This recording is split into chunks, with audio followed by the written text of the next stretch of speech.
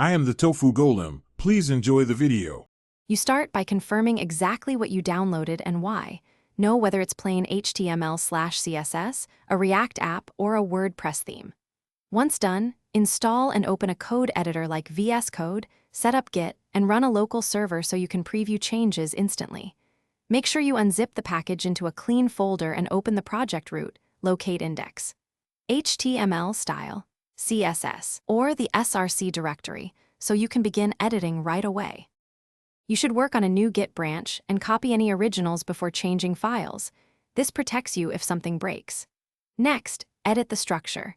Move or rename header, navigation, and content sections while preserving class names when possible, because CSS hooks depend on them. Then update CSS variables and tweak layout rules. Test responsiveness at mobile, tablet, and desktop breakpoints so elements don't collapse. Make incremental saves and preview after each set of changes. You now replace placeholder assets with your optimized images, fonts, and icons, keeping file sizes reasonable for performance.